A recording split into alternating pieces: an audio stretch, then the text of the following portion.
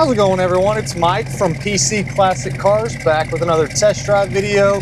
Today we are in my 1972 Ford Mustang Convertible, and this is an F-Code 302 automatic car.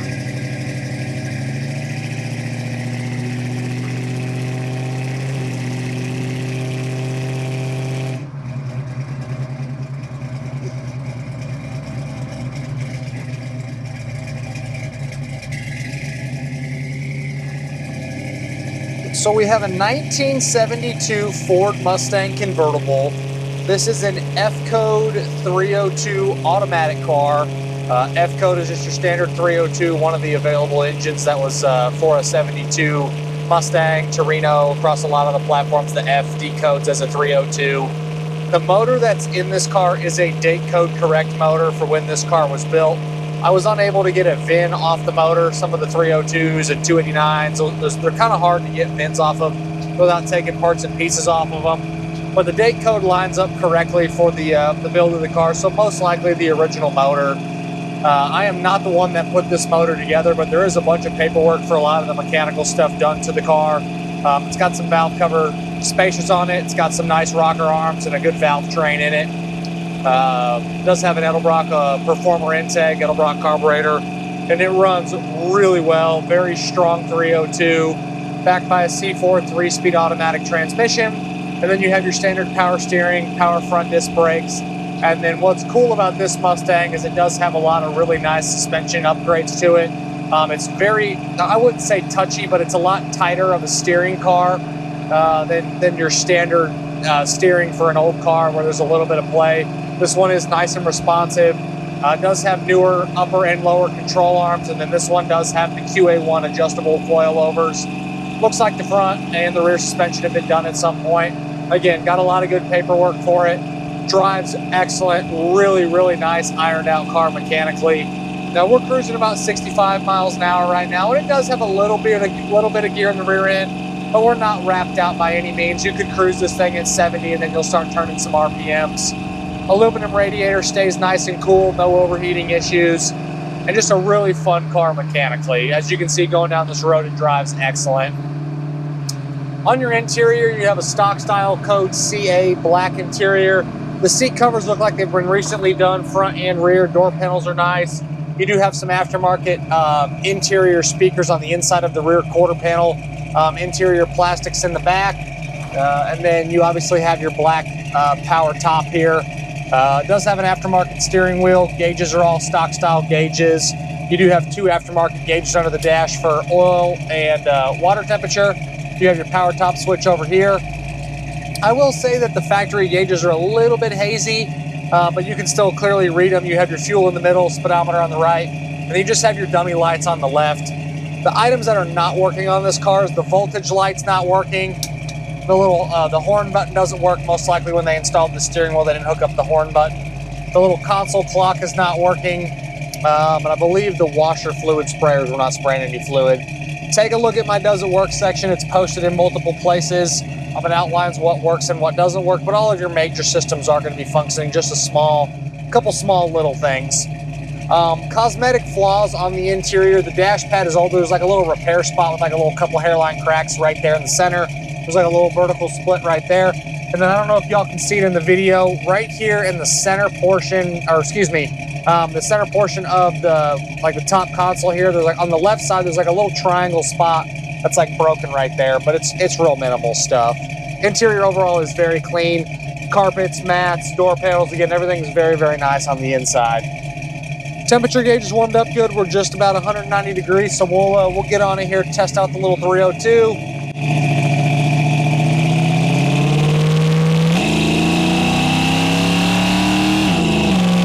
Nice positive shift, downshifts when you get in the throttle even further. Yeah, so mechanically, definitely a good car. Exhaust has all basically been done. Sounds really good going down the road. You can see how clean the exhaust is in the underneath photos. On the underneath, both rear pans have had a small little bit of metal work done. Same thing when it's inside the trunk. There's been a couple small spots.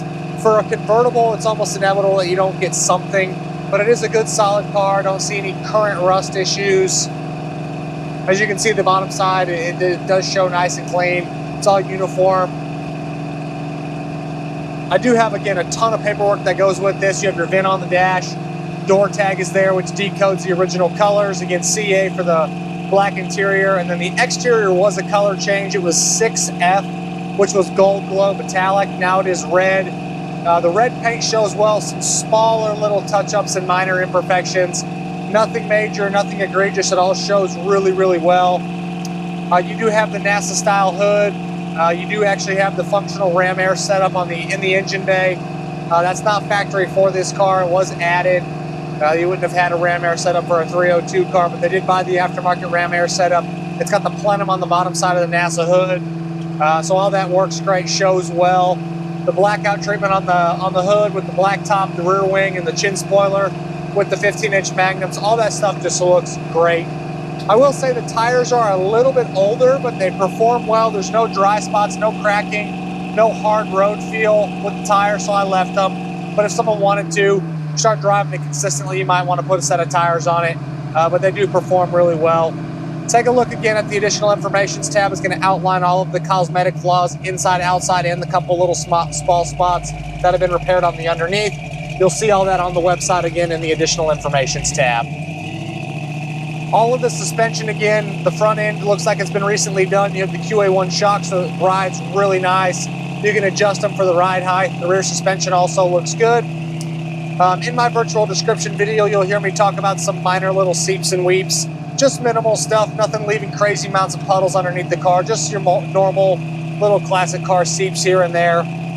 Suspension, again, is all tight, no weird road noises, no weird rattles, no weird shakes. I will say, again, like I said earlier in the video, the steering is on the more responsive side. It is a little bit touchier, just a little bit tighter than what you'd expect for an older car, which is, again, a good bonus for me. The windows roll up and down like they should. There's a pretty decent little scuff on the windshield, on the lower portion of the windshield from the wiper mark there. Both the side windows roll up and down like they should. Some little vertical streaks from going up and down. The back glass in the top looks nice. The top itself has a small little spot on each side. Really, really minimal stuff, but the power top does work. The latch to open is right there. Yeah, it's right on the sides. There's one over there as well. So the power top works like it should. Goes all the way up, goes all the way down. And I just personally think this is an excellent looking convertible Mustang. You have the Mach 1 style blackout treatment on the hood. You have the rear wing like I talked about earlier. Just everything cosmetically you'd want to do to one of these has already been done. It's just a hell of a good looking car. And I'm a Ford guy, so I'm a little biased. This is a car that I would personally drive. I am not a convertible guy, but this car just has all of the eye appeal to me. And just a really good car, good paperwork, drives excellent. All I would do is add vintage AC to it, and you'd be good to go. That little 302 again is real strong. That C4 shifts nice and positive. Both of your side mirrors are in good shape. This is a remote driver side mirror, and the remote does work for the driver's side, and then you have your standard rear view mirror, which you can clearly see out of.